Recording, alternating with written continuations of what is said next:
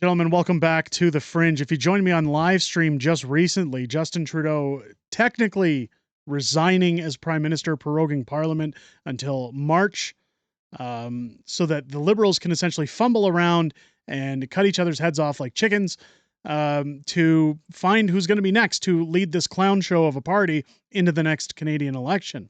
That being said, many people stood and said, is this a resignation? Look, he said he was stepping down, that they're beginning the selection process. That to me is a resignation. I know people saying, well, he hasn't stood down yet. It's all semantics at this point. Justin Trudeau has been crippled. It's a title at this point. He's done. It's over. We're already past that. I want to show on Pierre Poilievre making a statement just recently. No press conference. He knew what was coming. And again, this is where I ask people to be a little vigilant about what's going on in the background. Everybody knew this was happening. Pierre has come out and said it plain and simple. Nothing has changed. Let's take a listen to what Pierre has to say.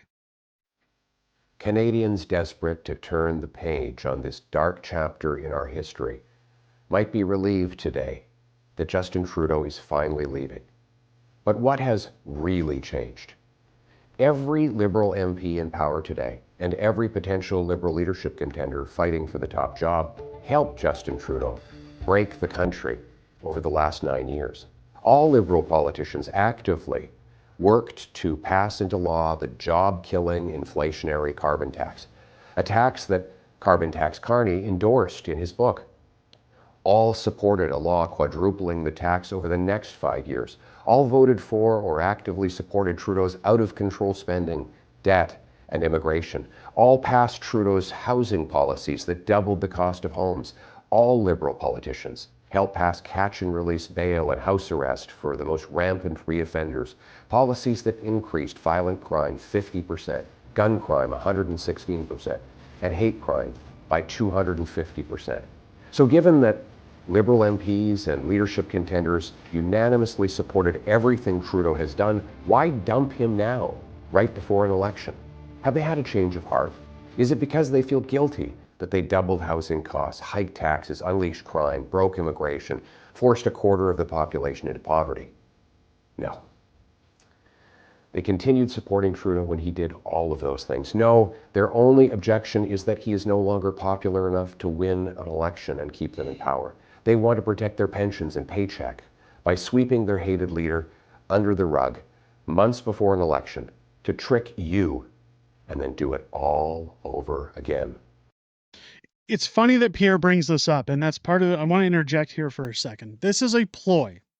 What's going to happen, and we talked about this in the live stream, is that happening, in my opinion, is that you're going to find somebody become leader. They'll find a way to get Parliament up and running again, even if it means handing over documents to the RCMP for SDTC. You're going to see the next leader all of a sudden doing all of these wonderful things for Canadians. It's, oh, look, we cut taxes here, or we've dropped the carbon tax, or we've, not all together, but they'll say we've reduced the carbon tax.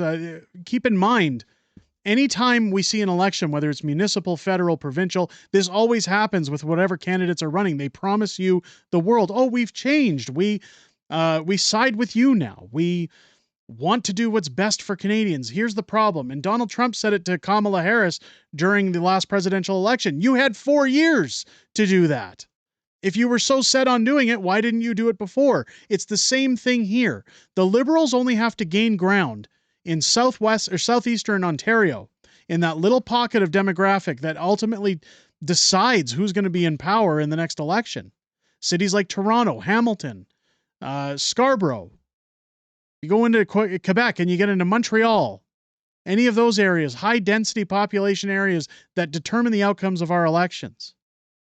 There is a lot at risk as we head into the next federal election with this slimy move of cowardice from Justin Trudeau. Now, while leaderless Liberals focus on saving their jobs and fighting each other for power, the country spirals out of control, an out-of-control housing emergency, an out-of-control migrant crisis, an out-of-control $62 billion deficit, not to mention tariff threats from the United States. Oh, and another NDP Liberal carbon tax hike kicks in this April 1st. Everything's out of control, and now the government is out of control. This cannot go on. We need a carbon tax election now to choose between the NDP Liberal costly coalition that taxes your food, punishes your work, doubles your housing costs, and unleashes crime and drugs in your community, or common sense Conservatives who will axe the tax, build the homes, fix the budget, and stop the crime. Canadians can take back control of their lives and their country. Take back control of our border. Take back control of immigration.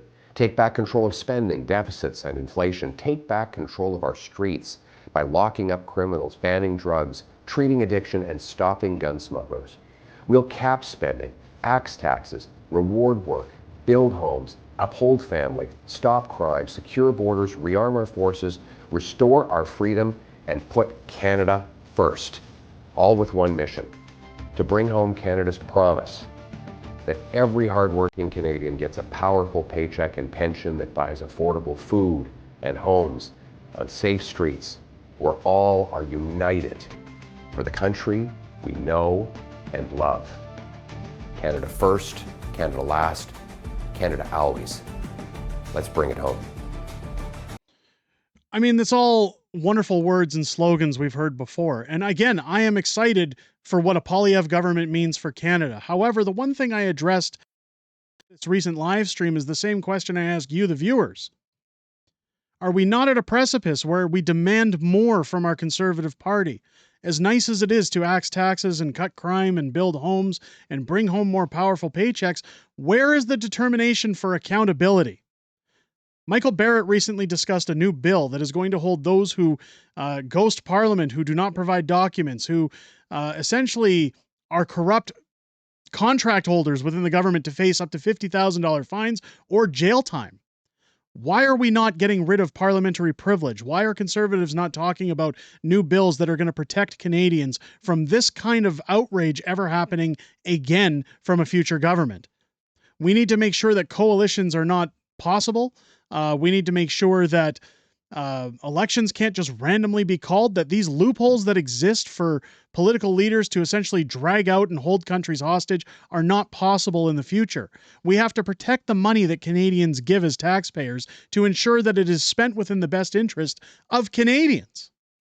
Those are the questions I will be asking Conservative MPs. I will be inviting many of them onto the show. And while, again, I welcome Pierre Poilievre's message against Justin Trudeau and his recent cowardice act to drag out his Liberal government, I still think there are questions that Canadians deserve. There is still confidence that Canadians need before putting a Conservative Party in power to ensure, again, our safety is protected moving forward. Let me know what you guys think down below in the comments. Do you think that the Conservatives need to do more, that this is their opportunity? Do you think they should cut the slogans and start giving us real cold facts and promises that are concrete? Or do you think we should just continue on our way waiting for a good old-fashioned election to come and see where the cards fall? That's the question of the day, folks. Let me know what you think down below. Leave a thumbs up if it's your first time here. I hope this video has earned your subscription. Please hit that subscribe button, because now the censorship is going to be out in full force. YouTube is going to be banning channels left, right, and center, at least shadow banning, to ensure that truth does not get out there. Any political channel you follow at this point and you haven't yet subscribed deserves your subscription. So make sure to hit that button, turn on your bell for notifications. Join me live here on the channel each and every Friday night for Friday Night Fringe, our live streaming show where we go over everything that happened this week in politics, everything that's coming up in the week ahead, as well as some back and forth within our community. I am joined on those streams by my beautiful wife, Mrs. Fringe, and we go over everything that you guys want to talk about in those streams. We always look forward to hearing what you have to say this Friday night, starting at 6 p.m. Pacific, 8 p.m. Central, here on the channel. With that said, ladies and gentlemen, I hope you have a great rest of your day and enjoyed this video. I'll catch you on the next one.